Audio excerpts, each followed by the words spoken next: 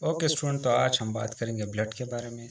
Blood किस चीज़ से बना हुआ है, ब्लड है क्या, इसकी डिफिनीशन के बारे में बात करेंगे। हम उसके कंपोनेंट्स के बारे में बात करेंगे कि इसमें कौन कौन से कंपोनेंट्स शामिल हैं, यानी कि फॉर्म एलिमेंट्स में फॉर्म एलिमेंट्स हमारे साथ red blood cell, white blood cell, platelets है और प्लाज्मा है। प्लाज्मा हमारे साथ किस चीज़ से बना हुआ है, फ्लूइड से, प्रोटीन से और अदर से। इन सब के बारे में हम आज बातें करेंगे। तो चलिए आज का टॉपिक शुरू करते हैं। ओके स्टूडेंट, तो आज हम बात करेंगे ब्लड के बारे में कि ब्लड हमारे साथ क्या चीज़ है और उसमें हमारे साथ कौन कौन से कंपोनेंट शामिल हैं। तो हम पहले डेफिनेशन के बारे में बात करेंगे। ब्लड एक स्पेशलाइज कनेक्टिव टिश्यू है। स्पेशलाइज कनेक्टिव टिश्यू का मतलब ये है कि हमारे साथ बॉडी के सारे सिस्टम को ये एक दूसरे के साथ कनेक्ट करवाता है। फिर हमारे साथ इसके कंपोनेंट्स के ब्लड के बारे में बातें करेंगे। इसमें हमारे साथ है form element and plasma. Form element में हमारे साथ ब्लड सेल शामिल है और ब्लड सेल में हमारे साथ, जैसे को आपको पता है, रेड ब्लड सेल है, वाइट ब्लड सेल है और प्लेटलेट्स हमारे साथ शामिल है। तो आपको पता होगा कि रेड ब्लड सेल हमारे साथ इसको एरिथ्रोसाइट्स भी कहते हैं, ठीक है, और वाइट ब्लड सेल को हम ल्यूकोसाइट्स भी कहते हैं। तो हम पहले बात करेंगे वाइट ब्लड सेल के बारे में। तो उसमें कौन कौन सी चीज़ें हमारे साथ शामिल है। तो टाइप्स में हमारे साथ न्यूट्रोफिल्स है, लिम्फोसाइट्स है, मोनोसाइट्स है, जेनोफिल्स है और बेसोफिल है। तो न्यूट्रोफिल हमारे साथ ब्लड में कितने मकदार में होते हैं, तो हम उसके बारे में बात करेंगे। न्यूट्रोफिल हमारे साथ तकरीबन 50 to 70% हमारे साथ न्यूट्रोफिल होता है और लिम्फोसाइट्स हमारे साथ 15 to 20% हमारे साथ ब्लड में मौजूद है और हमारे साथ मोनोसाइट जो है वो 5 to 8% है। हमारे साथ मोनोसाइट जो है और 5 to 8% है। ओसिनोफिल जो है हमारे साथ 3 to 4% है और बेसोफिल हमारे साथ है 0.5 to 1% हमारे साथ मौजूद है।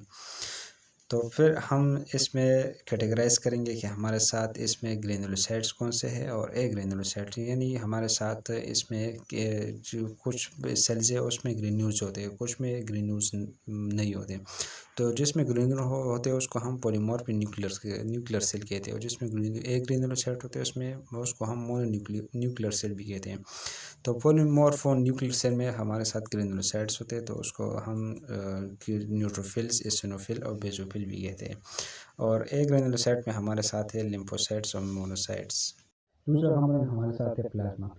हम प्लाज्मा के बारे में बात करेंगे कि इसमें कौन कौन से कंपोनेंट्स हैं। तो पहला कंपोनेंट हमारे साथ है फ्लूइड। फ्लूइड हमारे साथ तकरीबन 92% से 92% फ्लूइड हमारे साथ प्लाज्मा में शामिल है और प्रोटीन हमारे साथ 7% और अदर में हमारे साथ 1% शामिल है। तो हम अदर के बारे में आगे बातें करेंगे और प्रोटीन के बारे में हम अभी बातें करेंगे। तो कि प्रोटीन में कौन कौन से कंपोनेंट्स हमारे साथ शामिल है। तो प्रोटीन में हमारे साथ एल्बुमिन शामिल है, फाइब्रोनेजिन शामिल है और ग्लोबुलिन शामिल है। इसमें हम पहले बातें करेंगे एल्बुमिन के साथ। एल्बुमिन तकरीबन हमारे साथ 58% से बना हुआ है, ठीक है। 58% से हमारे साथ प्रोटीन्स बना हुआ है। तो इसमें हमारे साथ मोस्ट अबंडेंट प्लाज्मा प्रोटीन जो है वो हमारे साथ एल्बुमिन है, ठीक है। इट मेंटेन अनकोटिक प्रेशर, यानी हमारे साथ ये अनकोटिक प्रेशर को मेंटेन करती है। यानी ये हमारे साथ दो किस्म के प्रेशर है, एक अनकोटिक प्रेशर, एक हाइड्रोस्टैटिक प्रेशर।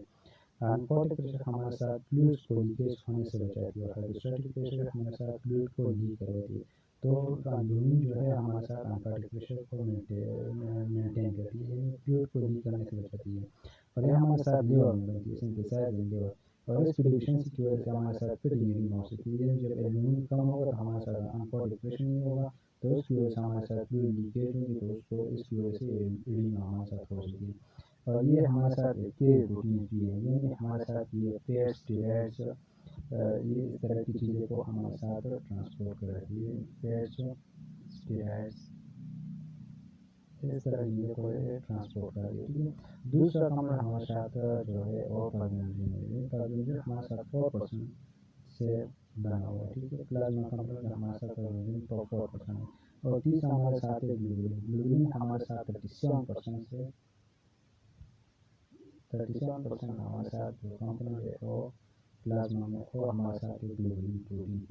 और तीसरा कंपोनेंट हमारे साथ है ग्लोबुलिन। ग्लोबुलिन हमारे साथ 37% से बना हुआ है। उसमें पहले हमारे साथ शामिल है अल्फा ग्लोबुलिन और दूसरा हमारे साथ है गामा ग्लोबुलिन। गामा ग्लोबुलिन को हम इम्यूनोग्लोबुलिन भी कहते हैं, ठीक है, इम्यूनोग्लोबुलिन भी कहते हैं और इसको हम एंटीबॉडी भी कह सकते हैं, एंटीबॉडीज भी कह सकते हैं, ठीक है।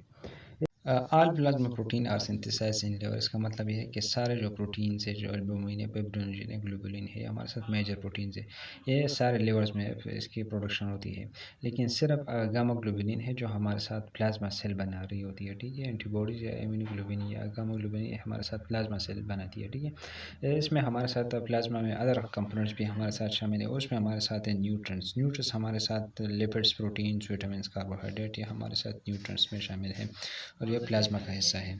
दूसरा हमारे साथ है आयंस है। आयंस में sodium, potassium, calcium, magnesium chloride, bicarbonate और फॉस्फेट, ये हमारे साथ है आयंस। और वेस्ट प्रोडक्ट जो हमारे साथ है urea, uric acid, returning carbon dioxide, ये भी हमारे साथ ब्लड के प्लाज्मा में शामिल है।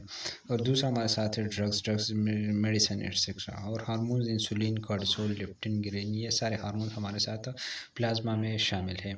इस टॉपिक में अगर कोई सवाल हो तो कमेंट में लाजमी पूछिएगा। ओके, तो आज के लिए इतना ही काफ़ी।